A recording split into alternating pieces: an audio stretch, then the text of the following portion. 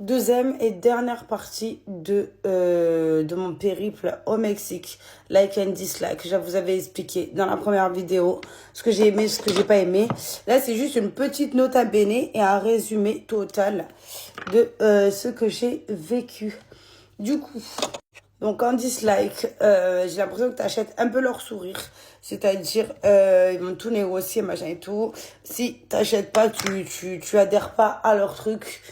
Du jour au lendemain, ils t'ignorent et ils te font la gueule carrément. Mais ils n'ont pas peur, ils te font carrément la gueule. Bon, après, libre à toi de dire oui ou non, hein, parce qu'après, tu commences à connaître un petit peu les entourloupes. Mais leur sourire aussi rayonnant qu'ils peuvent... je me suis mis de la crème.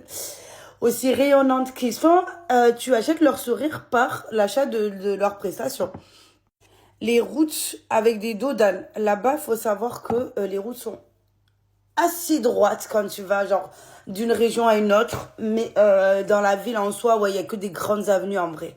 Donc c'est pas si compliqué que ça, mais attention l'état des routes, attention. Les nids de poules hauts comme moi, clairement, c'est des dromadaires, c'est pas des nids de poules, c'est des dromadaires clairement. La voiture, attention.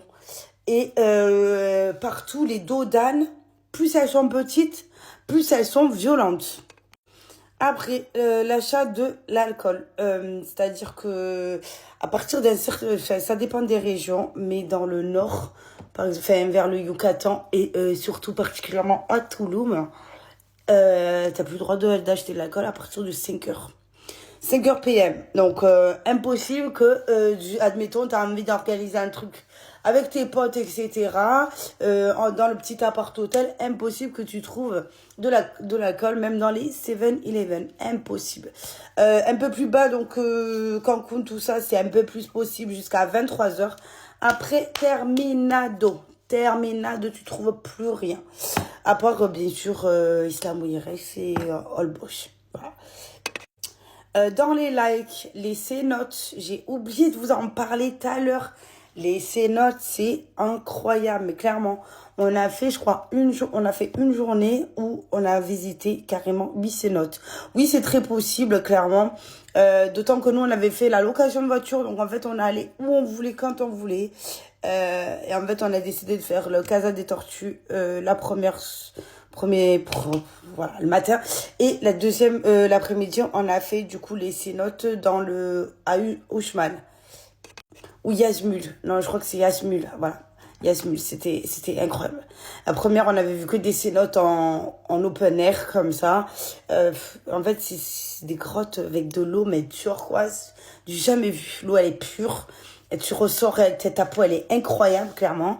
Et la deuxième, c'était plus dans les grottes. Genre, t'es dans une grotte et t'as les eaux de pluie, t'as les stalactites et tu peux nager en dessous des grottes, des stalactites pour arriver dans l'autre cénote. Bref, c'était incroyable, c'était incroyable. Les gens étaient incroyables, tout était trop, trop bien. Donc voilà. Dernier conseil, voilà, prenez vraiment une location de voiture et attention, respectez bien la vitesse surtout, même si vous la respectez, s'ils ont envie de vous embêter, ils vous embêteront.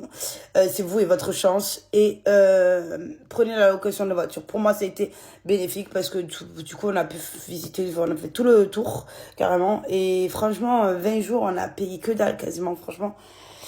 Et on avait la liberté de partir quand on voulait, surtout ne conduisez pas... ne conduisez pas sous alcool. Voilà, il faut qu'il y en ait un qui soit responsable, qui soit pas alcoolisé. Ne trempez pas trop dans la DORGE, vous avez compris. Parce que, enfin, en tout cas, du moins, dans les endroits où c'est assez surveillé, etc., ne vous y aventurez pas.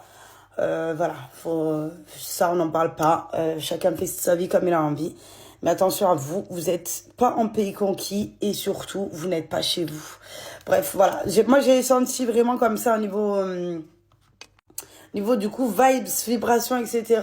Le continent, en tout cas, tu sens clairement que voilà, t'es dans une autre règle.